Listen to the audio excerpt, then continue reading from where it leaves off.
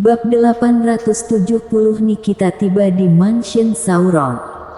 Mengapa semua dewa ini perempuan?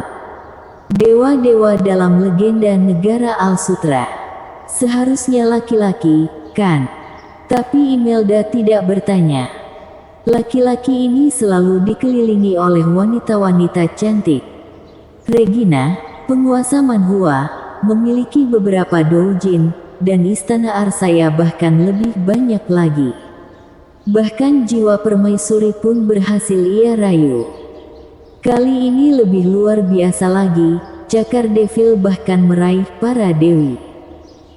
Dengan kehadiran para dewi ini, negara Al-Sutra kita tidak akan takut diintimidasi lagi.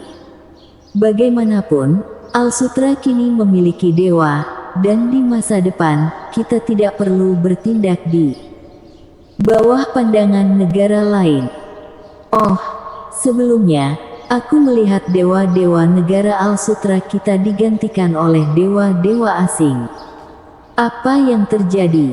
Tanya Devan melihat Imelda. Meskipun Al-Sutra tidak memiliki dewa, mereka seharusnya tidak digantikan oleh dewa-dewa asing. Kau tidak tahu, karena dewa-dewa Al-Sutra belum kembali untuk waktu yang lama. Semua orang telah kehilangan kepercayaan pada dewa negara ini, jadi kepercayaan telah berubah. Imelda berkata, tapi sekarang sudah mendingan.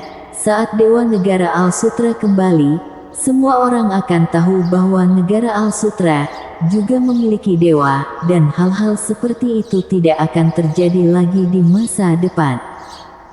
Baiklah, kalau begitu aku akan menyerahkan upacara kembalinya dewa kepadamu, Senior Imelda, pastikan untuk memberitahukan seluruh dunia. Angguk Devan. Baik, serahkan padaku, ujar Imelda gembira. Kali ini, tidak hanya 200-an pemimpin negara yang akan diinformasikan, tetapi juga semua dewa di dunia pada saat itu. Hanya dengan memikirkannya membuat darah mendidih. Bagaimanapun, belum pernah ada pemimpin yang hadir untuk kehadiran dewa. Regina, ayo, kita pulang, ujar Devan melihat Regina. Setelah mendengar perkataan Devan, wajah cantik Regina sedikit memerah. Meskipun sudah menjadi wanita Devan, dia belum resmi bertemu dengan orang tua Devan. Meskipun dia malu, dia mengangguk patuh. Inilah pasangan sesungguhnya di antara manusia. Bahkan wanita tangguh seperti Regina dapat dilatih menjadi lembut seperti kucing. Regina tidak hanya tinggi, tetapi juga memiliki gelar Dewi Pedang Wanita. Devan mendekati Regina dan menggendongnya. Regina terkejut. Wajahnya langsung memerah sampai ke telinga. Kau bilang ketika gadis-gadis kecil di bawah seperti ini, mereka terlihat rapuh. Tapi dengan tinggi 2 meter seperti Regina, diangkat seperti ini membuatnya merasa malu. Tapi Devan tidak peduli. Dia memeluk Regina dan melambung ke udara. Senior Imelda, tolong sampaikan salam perpisahanku kepada kakak seniorku. Suara Devan bergema di udara. Pada saat ini, dia tidak sabar untuk kembali ke doujin. Sudah 2 tahun sejak ia terakhir kali melihat ibu angkatnya dan adik perempuannya. Doujin, di mansion Sauron. Tempat itu terlihat tidak berbeda dari 2 tahun yang lalu. Vania dan Ivana, 2 wanita malaikat cantik bertanggung jawab atas keamanan mansion Sauron. Kekuatan mereka telah menjadi sangat kuat. Sebagai personel keamanan mansion Sauron, mereka telah menerima banyak sumber daya. Pada saat ini, keduanya telah mencapai tingkat Imperial Trius.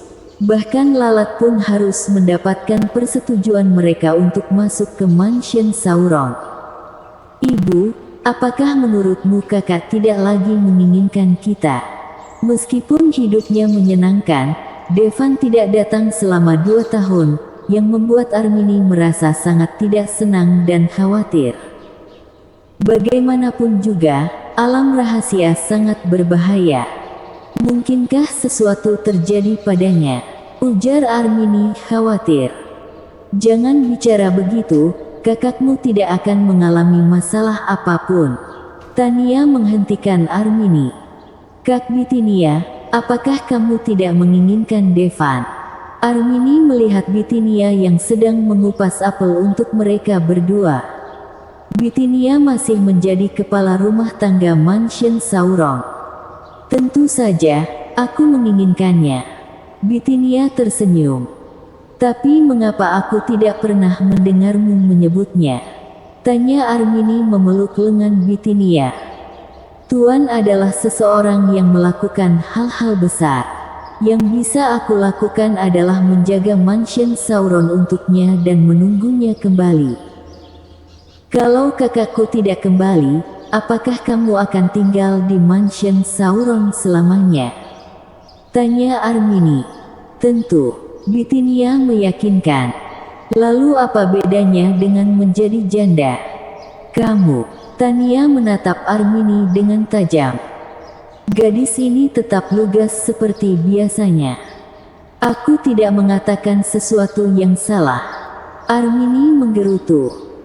Devan, kau penjahat besar, jika kau tidak segera kembali, istrimu akan lari dengan orang lain. Hah. Pada saat ini, dua malaikat dalam piyama tiba-tiba masuk ke dalam mode pertempuran. Apa yang terjadi, Kak Vania? Armini melihat kedua malaikat itu. Seseorang telah masuk ke Mansion Sauron, ujar Ivana serius. Segera, dua sosok menakjubkan terbang keluar dari jendela. Tolong berhenti segera, atau tidak akan ada ampun. Ujar Vania mengeluarkan pedang malaikatnya. Aku mencari tante. Suara yang menyenangkan terdengar. Nikita. Ivana mengenali dia. Itu Nikita dan Daniel, bersama dengan sekelompok pelayan. Nikita sekarang memiliki kekuatan yang sebanding dengan dewa. Saat Nikita menunjukkan kekuatannya, mereka yang sebelumnya mengabaikan keluarga Joko tiba-tiba menjadi patuh. Mereka satu persatu datang untuk menyembahnya. Dalam waktu kurang dari setengah hari, villa keluarga Joko mendapatkan kembali kejayaannya. Harga saham grup Polomo yang sebelumnya merosot, melonjak seketika. Nikita sekali lagi menjadi CEO Dewi yang panas di Doujin. Namun, kali ini, dia adalah dewa yang sebenarnya. Kamu adalah malaikat Vania, tolong panggilkan tante untukku, ada yang ingin kukatakan padanya, ujar Nikita dengan kedua tangan di belakang. Maaf, Mansion Sauron tidak menyambutmu. Ivana tahu tentang dendam antara Devan dan Nikita.